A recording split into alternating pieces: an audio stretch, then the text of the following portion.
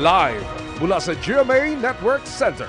Ito ang 24 Oras. Magandang gabi, Luzon, Visayas at Mindanao. Umabot na sa Justice Department ang tila di makataong paniningil ng utang ng ilang lending platform tulad ng mga app. Sinampahan po sila ng reklamong kriminal ng SEC dahil sa umano'y panghaharas at pamamahiya sa mga kliyente. Sinagot din ng Justice Department kung legal ba ang pag-contact din sa mga kakilala ng mga nangutang. Yan ang tinutukan ni Salima Refran. Mula sa pagpapadala ng korona ng patay hanggang mismong ataol, ganito na kalala ang paniningil ng ilang online lending platform sa mga pinautang na di agad makabayad. Kabi-kabila naman ang raid ng mga otoridad sa ilang namamahiya at nagbabanta na kapag naniningil ng pautang. Ngayon, ilan sa kanilang pananagutin na rin sa pamamagitan ng reklamong kriminal na inihain sa Department of Justice ng Securities and Exchange Commission. Unang nasampula ng 4 na lending platforms, 2 BPO at 28 individual. Nilabag umano nila ang Financial Products and Services Consumer Protection Act at Lending Company Regulation Act. May mga death threats, yung pagmumura, may mga bastos na salita. Yan, yung mga pamamaya, pagbalandra sa social media ng mga muka ng mga nangutang. Bawal po yan. Meron pong penalty na 2 million maximum at pagkakulong na aabot hanggang 5 taon. Kabilang sa mga inireklamo ay 5 Chinese nationals. Yung mga foreign nationals, particularly Chinese, ayon sa aming talaan, mga records, sila po ang nagpapatakbo, sila ang may-ari, at minsan yung mga korporasyon involved dito, mga foreign din. Sa ngayon, may moratorium na o pinatigil muna ang pagpaparehistro ng mga online lending platform sa SEC. Sineseryoso raw ng pamahalaan ang pagtugi sa mga gantong krimen, lalo't dumarami ang nabibiktima. Hindi pwede yung bastusan na pamamaraan para makasingil ng tao ay lahat ng tao ilalaitin nila. Contacting the debtors list or contact list other than those who are guarantors or co-makers is already a violation. If they are no longer or they're not part of the guarantors list, then it will also constitute a violation of the FCPA. Para sa GMA Integrated News, Salima Refran, nakatutok 24 Oras. Pwedeng ipakumpiska ang mga nauusong lato-lato sa mga otoridad ay sa DTI. Sa isang barangay naman may ipinasa ng ordinansa laban dito. Ang reaksyon ng mga bata roon sa pagtutok ni Dano Tingkungko. Ang tila showdown lang sa lato-lato nung una, nauwi na sa bardagulan ng mga naglalarong bata nitong Biyernes. Wala mang lubhang nasaktan, nagdesisyon na ngayon ang Konseho ng Barangay Holy Spirit na magpasa ng ordinansang magbabawal ng paglalaro ng lato-lato sa lugar. Nagsimula na rin silang manita kahit hinihintay pa ang approval ng Quezon City Legal Office para maging formal ang kautusan. Kasi baka mamaya, mas serious pa mangyayari dahil napakatigas yun yung ball na yan. Yung mga batang naglalaro nga, nagpapasa-pasa yung mga kamay. Eh, how about kung maipalo sa kapwa-bata yun? Pero posible na rin ipakumpiska ang mga lato-lato sa mga otoridad tulad ng Police, LGU o kahit NBI ayon naman sa Department of Trade and Industry. Yan ay dahil sinabi na ng Food and Drug Administration o FDA na walang itinuturing na Certificate of Product Notification ang lato-lato. Ang pagkumpiska ay tulong daw habang binabalangkas pa ng FDA ang panuntunan laban sa pagbebenta nito. Wala siyang Certificate of Product Notification, shouldn't be sold in the market. Yung mga naka-plastic package na wala rin namang manufacturing labels, naka-pack lang siya, lahat ng kinds ng lato-lato, bawal. Wala siyang CPN. Sa naunang babala ng FDA, sinabi nitong unauthorized toy and child care article ang laruan dahil sa kakulangan nito ng label o kung meron man, wala namang nakalagay na manufacturer. Dahil hindi dumaan sa notification process, hindi raw matitiyak ng ahensya ang kalidad at safety ng mga ito.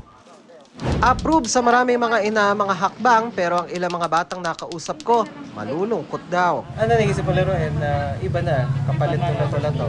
Parang ribbon control. Sa akin po naman, pwedeng hindi kasi nakakasakit naman po sa mga bata yung Kasi minsan na po siya naglaro nakaano po sa kamay niya. Malulungkot ka ba? Hindi na po ako maglalaro. Mag-aaral na lang po ako. Okay lang kung ipagbawal kasi yung iba kasi masyado ng maingay din sa katulad dito sa paligid, maraming kabataan, maraming bata. Halos lahat ganyan ang hawak nila. Lato-lato. O kaya siguro wala lang silang mapaglibangan. Kisa nga naman ng gadget. Yung ibang magulang kasi, kaya binibigyan sila ng ibang mga opsyon pagdating sa ganyan. Kasi nga, marami na tayong kabataan talaga na lokong-loko na sa mga gadgets. Pero no nakita nila ngayon yung pangyayaring yan, maraming nag-comment na magulang na tuwan-tuwa sa akin na sinabi sa akin na sana maipaban ninyo yan. Para sa GMA Integrated News, Dano Tingkungko, nakatutok 24 oras. Hindi na raw hinaharang ng China ang mga barko ng Pilipinas ayon sa Pangulo, na indikasyon daw na umuusad ang pag-uusap ng dalawang bansa. Ang ilang senador naman nanawagang idulog na sa United Nations General Assembly ang umano'y panghaharas ng China sa mga Pilipino sa West Philippine Sea. Yan po ang sanipwestang tinutukan ni Mav Gonzalez at Marie Zumal. Bago ang pagbuntot ng barko ng Chinese Navy sa BRP Francisco Dagohoy habang pabalik ito sa Puerto Princesa, Palawan nitong Huwebes, nakatanggap pala ng radio challenge mula sa Chinese Navy ang isa pang barko ng Pilipinas na kasama ng Dagohoy na naghatid ng tulong sa mga mangingisda ng Pag-asa Island. Ayon sa spokesperson ng Philippine Coast Guard, sinagot nila ang challenge at iginiit na nasa loob sila ng Philippine Territorial Waters ng isla. Kanina tinalakay ng Pangulo ang nangyaring pagbuntot ng barko ng China. Yung latest na report ay sinundan na lang. Hindi na kagaya ng dati na talagang hinaharang. So there's a little progress there.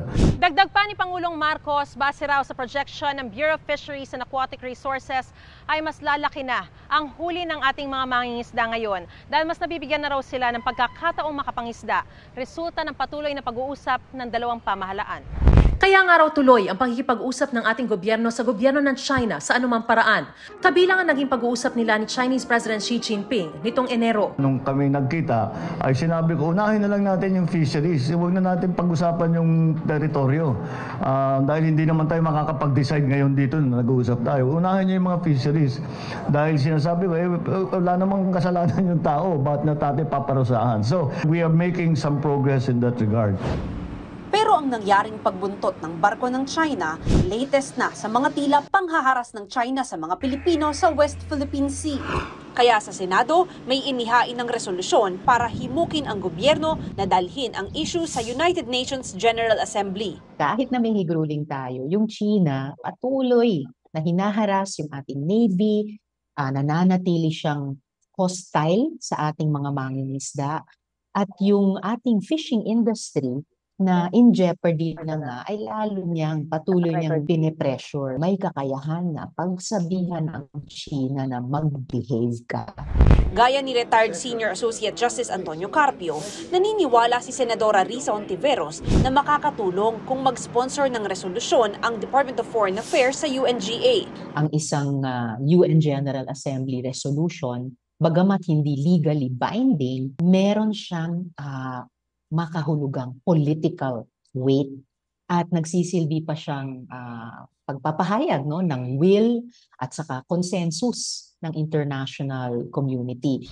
Suportado yan ni Senador J.V. Ejercito, sabay banggit sa ilang hakbang ng China. They are saying that we are allies, we are friends, but yung kaliwang kamay, nagbibigay sila ng fertilizer doon sa Valenzuela para sa atin, pero yung kanang kamay naman, hinaharas naman yung ating mga Navy, Coast Guard. It has become a very regular occurrence already. Mahigit 100 natin note verbale that was sent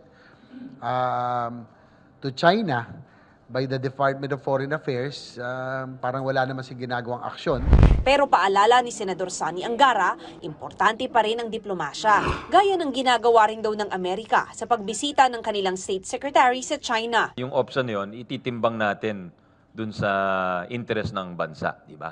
Dahil marami tayong negosyo with China, di ba? Marami tayong binebenta sa China.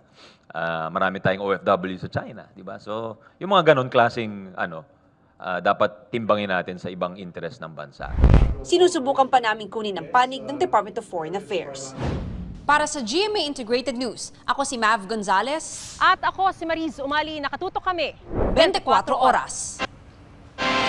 Cellphone na naging bato pa. Dati na may inireklamong ganyan kaugnay ng online delivery. At dahil may iba pang kasong iba ang padala sa inaasahan, isinusulong na payagan ang pagbubukas ng package sa harap ng courier. Ang tugon ng DTI sa pagtutok ni Tina Panganiban Perez. Naengganyo raw si Elvira na bumili ng tumbler sa isang Facebook seller dahil mas mura na kumpara sa binebenta sa mall, buy one take one pa. Pero tila lugi pa siya sa ibinayad na mahigit 1,000 piso. Yung anak ko yung tumanggap, pagdating ng item, nagulat siya, sabi niya, "Mama, na-scam ka." Sabi niya, "Isang pipitsuging tumbler lang yung dumating sa'yo. Parang as in lata na tumbler lang." Nang kontakin niya raw ang seller, cannot be reached na ito. Hassle din po na nawala na ako ng ganung halaga, tapos gagastos pa ulit ako. May ganyang karanasan na rin ng isang kongresista. Siguro mga 5 times na po yun nangyari na I ordered online sa mga different platforms. Tapos mali yung pinadala. Meron siyang parang bato and then meron pang bracelet na smiley face. Kaya para raw maprotektahan ng mga consumer, ipinanawagan niya sa Department of Trade and Industry na bumuo ng guidelines para sa pagtanggap ng mga parcel. Kabilang dyan ang pagbibigay ng option sa consumer na buksan sa harap ng courier ang package para masigurong tama ang laman nito. For example, sa states, once they purchase something online, nabubuksan to ng courier with the consent of the consumer. Para kung mali talaga, pwedeng dumiretso ng pagbalik sa seller. Pero sabi ng DTI, kung hindi direktang konektado ang courier sa seller o online selling platform, wala rin itong magagawa. Payo nila, imbes sa rider, pwedeng magreklamo at ibalik ang produkto sa online selling platform o direkta sa seller. Ano ang ebidensya nila na mali nga yung dineliver sa kanila? Kaya natin sinasabi na huwag nilang ibabalik doon sa rider. Kung di na makontakt ang seller, saka pwede magpatulong sa DTI. Kami na rin po ang maghahanap kung hindi nyo talaga alam kung paano sila hanapin. Kaya lang, syempre meron tayong magkakaroon ng tedious portion for a while, for a short period. Kasi ihiramin natin yung device nila at dadalihin natin sa cybercrime office ng PNP or NBI para matrace natin yung seller. Kapwa isinusulong ni Representative Margarita Nograles at ng DTI ang pagpasa sa panukalang Internet Transactions Act na magbibigay proteksyon sa mga consumer. Aprobado na ng Kamara ang panukala na pending ngayon sa Senado. Sinisika pa namin kunan ng reaksyon ng iba't ibang logistics o courier services sa panukala. Para sa GMA Integrated News, Tina Panganiban Perez, nakatutok 24 oras. Patuloy na iniimbestigahan ng Bureau of Fire Protection ang sanhi ng ammonia leak na nagdulot ng pagsabog sa isang cold storage facility. Kanina, naginto pa ang pagsisiyasat dahil mataas pa rin ang level ng ammonia. Ang mga detalye sa aking pagtutok. Dito sa tinatawag na control room ng cold storage facility naganap ang pagsabog. Sa lakas nito natanggal at humagis ang pintuan, wasak ang pader at ang bubungan bumagsak. Bago ang pagsabog, nakaamoy muna ng ammonia leak na itinawag sa BFP pasado alas 11 kagabi. Pagresponde ng BFP, agad na in-evacuate ang nasa higit 300 manggagawa ng facility. Parang may something na masama sa ilong na naamoy namin kaya pinalabas na kami. Umaligas ang leak hanggang labas ng planta kaya apektado ang ilang residente. Naglabasan na po kami. Kasi paikot po yung hangin kasi kaya paikot yung amoy ng ammonia. At nang matrace na nga sa control room ang source, saka naman nagkaroon ng pagsabog dahil sa posibleng pagkaipon ng gas sa loob. Pagkasabog, yun ang nag-cause ng sunog probably because there are electrical wirings that were also compromised at that time na nag-trigger ng spark. Sa mga video na ito na binigay ng BFP, makikitang hindi basta-basta naapula ang sunog na umabot sa third alarm. Nahirapan kami dahil because of the strong presence of ammonia. Gumamit kami ng AFFF to suppress the fire. Bagamat sa control room lang sumentro ang apoy na hindi nadamay sa sunog ang mismong cold storage facility. Sa labas ng compound, 23 residente ang nahirapang huminga, kaya isinugod sa 2 ospital. Isang 16 anyos na lalaki naman ang isinakay sa ambulansya at isinugod din sa ospital at kalaunan binawian ng buhay. Nahirapan po siya huminga. Kasi kaganina pa ikot-ikot po yung amoy kasi ng ammonia. Kaya tumawag na po kami ng ambulansya. Yun ay ini-establish pa namin kasi as we have understood na ito daw ay may lingering illness. Kanina, sinuspindi ng BFP ang investigasyon dahil malakas pa rin ang amoy ng kemikal. Meron kaming parang tool or gadget na ginamit to measure kung gaano kataas yung level ng ating ammonia doon sa site of where it nagkaroon tayo ng explosion and leak. So kanina it registers about 8. Ang normal pala dapat na ammonia reading it should be 0.33 to 0.66 something. So medyo mataas yun. Yeah, 8 is medyo mataas. Ayon sa BFP, nakikipagtulungan na sa kanila ang planta. Iniimbestigahan pa kung may pagkukulang ito dahil dapat may bantay sa control room. Ang mga tubong dinadaluyan naman ng kemikal dapat selyado ultimo tornilyo. Accidents do happen, pero yung pwede naman nating maiwasan if we properly monitor the standards and standard operating procedures ng ating mga company. Patuloy namin sinisikap na makuha ng panig ang pamunuan ng storage facility na ipinasarap pansamantala ng City Hall habang nag-iimbestiga ang BFP Navotas City Health Office at iba pang ahensya. Para sa GMA Integrated News, Emil Sumangil, Nakatutok, 24 oras.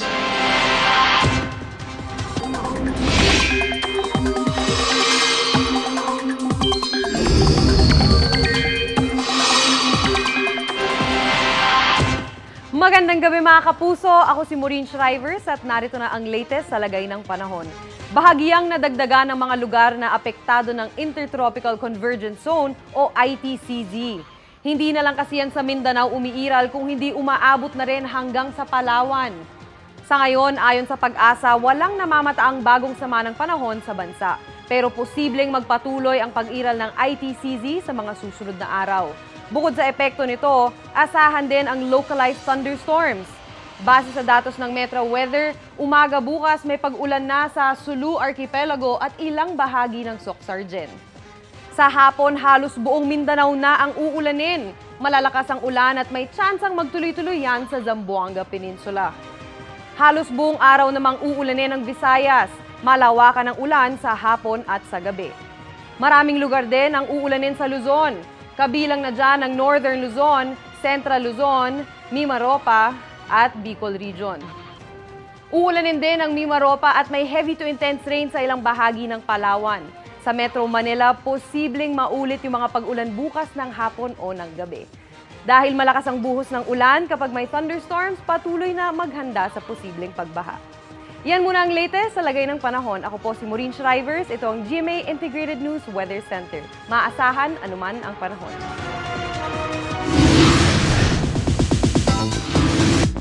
Good evening mga kapuso! Naging fangirl moment para kina Royal Blood child star Shanna Stevens at abot kamay na pangarap star Jillian Ward ang kanilang pagtatagpo recently. Si Jillian nagbigay pa ng career advice kay Shanna. Makichika tayo kay Lars Santiago.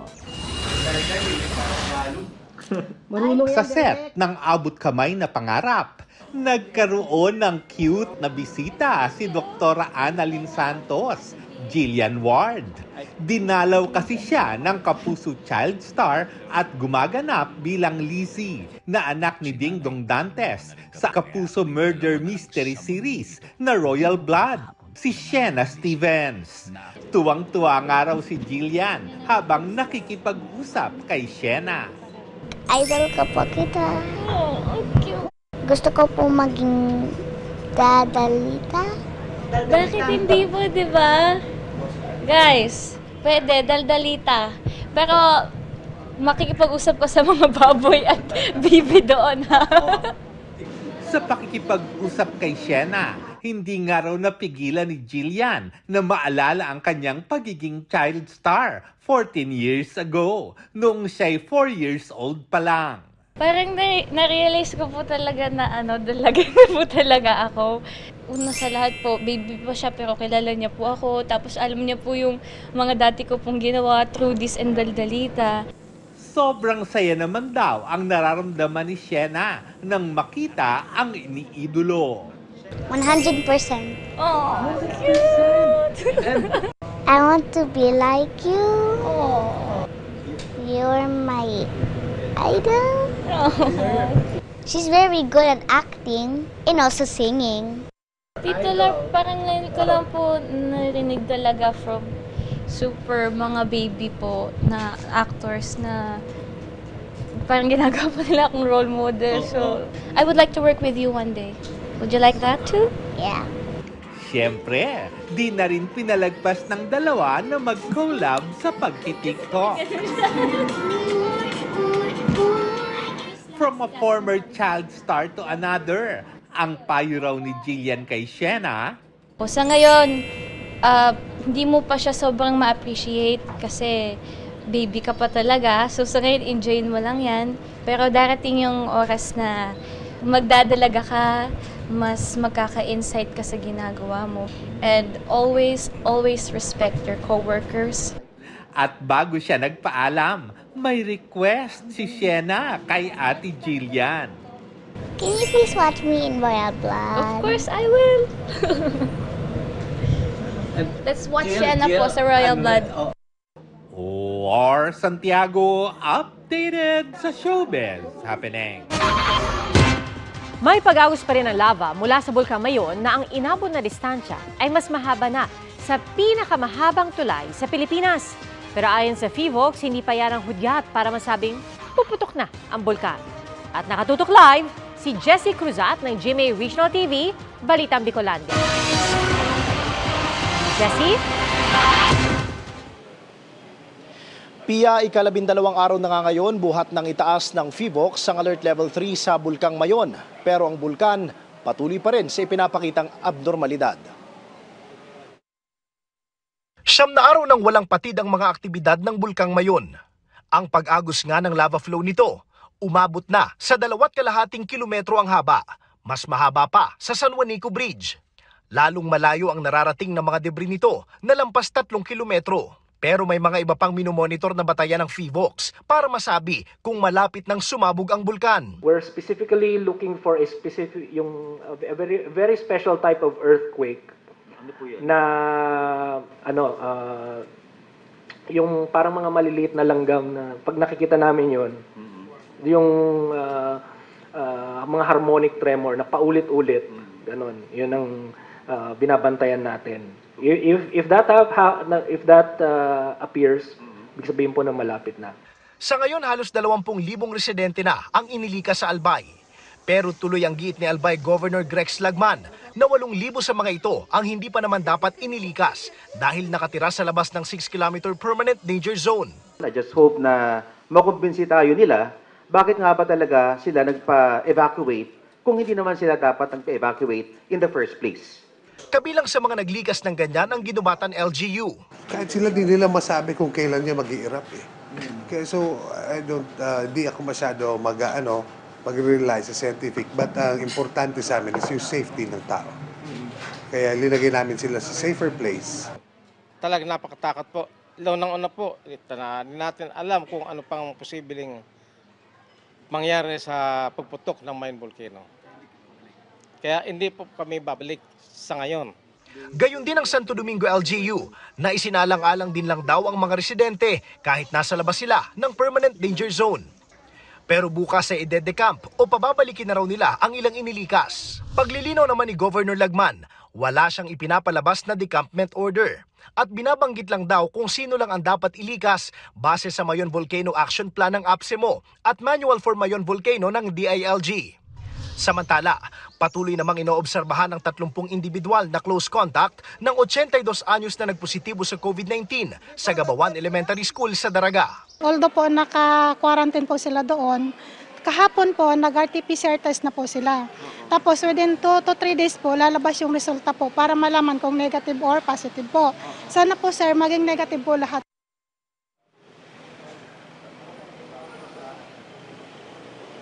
Pia, maliban nga dun sa isang kaso o isang positibong kaso ng COVID-19, ilan pa sa mga sakit na binabantayan ngayon ng Albay Provincial Health Office ay ang acute respiratory illness, ubo, sipon, lagnat, at meron din daw na rehistrong conjunctivitis o yung mga nagkaka-sore eyes. Kung kaya't mahigpit yung monitoring ng ating mga health authorities sa mga evacuee para mapanatili yung kanilang kaligtasan at syempre maiwasan din yung hawaan sa loob ng evacuation center. At yan muna ang latest mula rito sa Legazpi City, Albay. Para sa GMA Regional TV Balitang Bicolandia at GMA Integrated News, ako si Jesse Cruzat, nakatutok 24 oras. Maraming salamat, Jesse Cruzat ng GMA Regional TV Balitang Bicolandia. Lakas ng ulan, mapapakinabangan sa agrikultura. Yan daw ang ikinakasang proyekto ng gobyerno ayon mismo sa Pangulo. Tugon din yan sa problema ng pagbaha. Nakatutok si Marie Zumali. Konting ulan lang, baha na agad sa ilang lugar sa Metro Manila. Sa ilang lugar sa Quezon City nga, nalubog ang ilang kalsada. Ang pagtugon sa ganitong problema sa pagbaha, ikinakasa na raw ng gobyerno. Sa ilang lugar, pwede rin daw gamitin ang lakas ng ulan para pakinabangan ng agrikultura. So kontrolin na lang natin yung flooding, make sure that the Irrigation Association is taking full advantage of all of this rain na ma-direct sa tamang lugar. Binanggit yan ng Pangulo sa anibersaryo ng Department of Agriculture kung saan siya pa rin ang nagsisilbing kalihim. Because with your help, we have harnessed the transformative potential of the agricultural sector in ensuring food sustainability, generating employment opportunities, mitigating poverty. Ayon kay Pangulong Marcos, mananatiling mahalagang contributor sa ating ekonomiya ang agrikultura. Katunayan nitong unang quarter pa lang ng 2023, lumago na ang sektor ng agrikultura ng 2.2%. Kaya nakapag-ambag daw ito ng 9.1% sa ating gross domestic product. Pero sa kabila ng mga tagumpay, marami pa rin daw kailangang gawin. Gaya ng pagtugon sa bumababang produksyon, climate change, nauubos na likas na yaman at nagbabago ring merkado. The DA will continue to devise interventions to advance our agri-fishery practices, improve the competitiveness of our agri-fishery products, further boost the income of our farmers and fisherfolk. Sa tuwari ng Pangulo, sinabi niyang bibigyan ng bonus ang mga kawani ng DA. Ayon sa opisyal ng DA, 5,000 piso ang ibibigay na bonus sa bawat kawani across the board. Para sa GMA Integrated News, Mariz Umali, nakatutok, 24 oras. Sa mga nag-iipon ng barya at wala ng panahong magbilang para ipagpalit yan sa bangko, pwede na yang ikarga na lang sa coin deposit machine sa ilang malls. Ang makina ang magbibilang ng mga yan at maglilipat ng halaga sa inyong e-wallet. Nakatutok si Mark Salazar. Kung may 39 na bilyong piraso ng barya sa sirkulasyon gaya ng sinasabi ng BSP, ibig sabihin may tig-400 piraso raw ng barya ang bawat isang Pilipino. Ay nasaan ang mga baryang yan? Bakit laging problemado sa panukli si Leng Tadeo sa kanyang tindahan? Kaya hindi na raw nagbubutal sa pagpepresyo. Halimbawa, 115, bibigay 500, may 15 ka ba dyan? Kasi nga po, laging short sa ano. Yes po. Pagka nagta-tricycle po ako, namamalengke, in purpose po talaga nagbibigay ako ng paper na bill para makakuha ako ng coins. May paliwanag ang BSP sa kung nasaan ang mga barya. Kung yung mga coins natutulog sa bahay, by the way, depende sa tao. May tao na sa kotse natutulog, no? So iiwanan sa kotse. Okay, ilan? Okay, sample tayo. Ilan ang coins sa bulsa mo? Okay, see? Kaya nga, wala. Nowhere near 400, ha? Iba pa yung mga kagaya ni Reggie na mahilig magtabi, lalo na kung bagong labas ang barya. Hindi naman po ako kolektor, ano lang po ako, nagtitrip lang. Dahil ayaw namang mauwi ng BSP sa gawa ng barya tuwing kinukulang dahil magastos yan. May high-tech coin deposit machines itong inilagay sa isang mall sa Pasay at isang mall sa Maynila at isa pang mall sa Muntinlupa. Dadagdagan pa raw ito sa 6 na iba pang lokasyon. Para itong ATM kung saan pwede nyong ihulog lahat ng barya nyo para ikarga sa inyong e-wallet o kaya gawing voucher na pambayad nyo rin sa mall. Para yung mga barya na natatago ninyo ay bumalik sa sirkulasyon sa pamamagitan nitong makina na to. Basa-basa ka lang, may please press button A. Ayan ha, pagka magsisimula ka. Touch to start. Proceed. New transaction. Medyo madadali naman siyang unawain dahil new transaction of course. Tapos proceed ulit. Dito mo ilalagay sa parang conveyor belt na ito. And then press A. Binibilang na ng makina yung hinulog mong barya. Ayan. Lumabas na ito. Magbibigay siya sa iyo ng parang transaction receipt. Convert your... so pwede kang e-wallet. Hindi. Back kung ayaw ko, no? Nagbago isip ko, pwede ka mag-back. Ginawa kong mall voucher. Ayan. So, ayan na, ganun lang. Ito na yung imbis na yung isang bag ng barya ang dala mo, di maliit na pirasong papel na lang, siya mo yung pambabayad sa pagbili mo ng mga items sa mall. Kung maayos lang sana ang internet connection sa lahat ng sulok ng bansa, mas gusto pa rin ng BSP na digital payment na lang sana ang lahat. Papunta naman daw tayo doon. InstaPay transactions have now overtaken the number of ATM withdrawals. So in a sense, the digitalization is working. Para sa GMA Integrated News, Mark Salazar, nakatutok 24 oras. Para raw mas madaling maintindihan ng publiko, sinusubukan ngayon ng Pag-asa ang impact-based weather forecasting. Mas bibigyang diin daw ang epekto ng panahon, halimbawa sa lagay ng trapiko. At tinutukan yan ni Joseph Moro. Takbuhan sa masisilungan ang mga commuter na ito nang biglang bumuhos ang ulan kanina. Pati mga motor nagkandara pa para hindi sila mabasa. Hassle talaga kung umuulan. Paano pa kung bumabagyo o may habagat? Lamang sana ang may alam. Ano nga ba ang hinahanap ng publiko sa mga weather advisory ng Pag-asa? Yung sakto sa oras ng pagbagsak ng ulan or kung kailan uulan. Yung baha. Sa ngayon, ganito ang inilalabas na advisory ng Pag-asa tuwing may bagyo. Ito para sa bagyong Chedeng ngayong Hunyo. Nakalagay ang lokasyon ng bagyo, bilis at lakas ng hangin, direksyon at dalang ulan.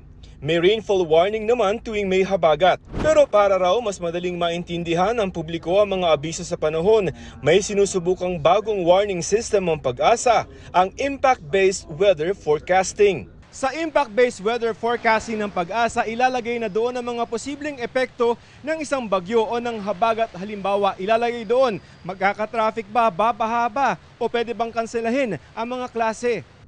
Sa halimbawang ito ng impact-based weather warning para sa Metro Manila, para rin sa bagyong Chedeng nitong Hunyo, nakalagay dito na pwedeng bahain ang ilang mga kabahayan at negosyo sa mga mabababang lugar at mga lugar na barado ang mga drainage. Maapektuhan daw ang transportasyon na posible magresulta sa mas matagal na biyahe. Posible rin daw bumaha. Unlike yung traditional ini-issue natin na gaano kalakas ang bagyo, gaano siya kabilis, mas madali siyang i-communicate. Kapag sinabi nating babaha dyan, alin mga lugar na babahain, gaano kataas, anong epekto nun? So madidisrupt ba yung transportation?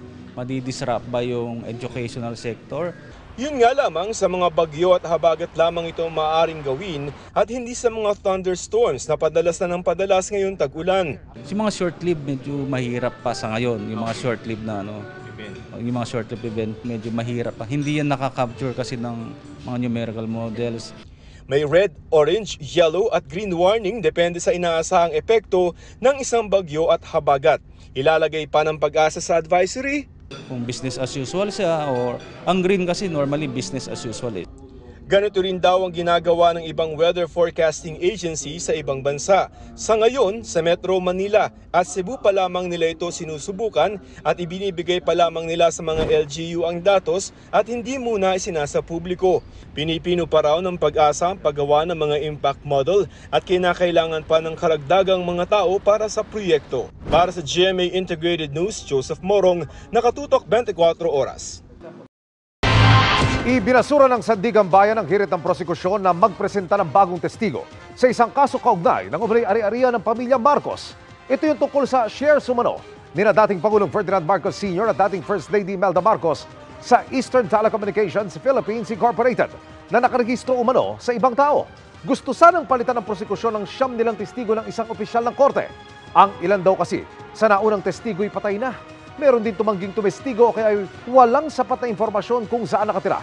Ayon sa Sandigan Bayan 4th Division, kulang sa merito at nagpapakita ng lack of competence ang gagawing pagpapalit ng testigo ng prosekusyon.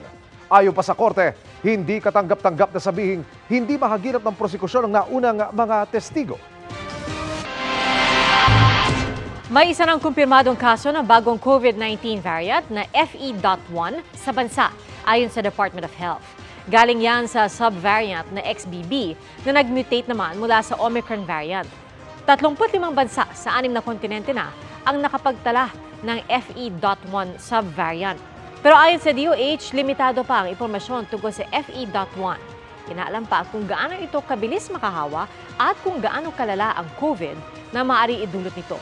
Sa ngayon, wala pang ebidensya na nagpapakitang may pagkakaiba ang FE.1 subvariant sa orihinal na Omicron variant. Wala naman daw dapat ikapanik ang publiko, pero dapat pa rin daw sumunod sa health protocols at magpabakuna. Good news, kapuso at madlang people dahil two faves collide sa unexpected plot twist ng 2023. Mapapanood na sa GTV channel ng GMA ang longest-running kapamilya noontime show na It's Showtime. Yan ang chika ni Nelson Canlas. Gina ba kayo sa panibagong pasabog na di inaasahan? Ang longest-running noontime show ng Kapamilya Network malapit ang mapanood sa Kapuso Channel na GTV. Yan ang good news na ibinalita kanina ng noontime variety show na It's Showtime. Sa post ng programa, makikita ang photo ng Showtime family na may caption na Madlang People. Gina ba kayo? Sa isang pahayag, nagpahatid ng lubos na pasasalamat ang ABS-CBN sa GTV channel ng GMA dahil nakahanap ng isa pang tahanan, ang It's Showtime. Nagpapasalamat din daw sila sa mga manonood na nagmamahal at sumusuporta sa programa. At sana raw ay patuloy silang mapasaya ng programa. Bilang tugon, sinabi ni GMA Chairman and CEO Attorney Felipe L. Gozon na ikinagagalak ng GMA na mabigyan ng bagong tahanan ang It's Showtime. Magkakaroon daw ng malaking contract signing event para dito. Ngayon pa lang, ang ilang host ng noontime show handa nang magpasaya sa bagong tahanan ng kanilang programa. Gaya nila ang kabogable star Vice Ganda na nagpost na rin online with a caption, "Tara na, Gina kami." Ganon din sina Ann Curtis, Kim Chu, Bong Navarro, Jong Hilario at iba pang host ng It's Showtime. Pati ang mga kapuso at madlang people can't wait na rin sa sayang dala ng noontime show. Certified trending at pinag-usapan pa online ang magandang balitang yan. Simulang mapapanood ang It's Showtime sa GTV sa July 1 mula Lunes hanggang Sabado, alas 12 in punto.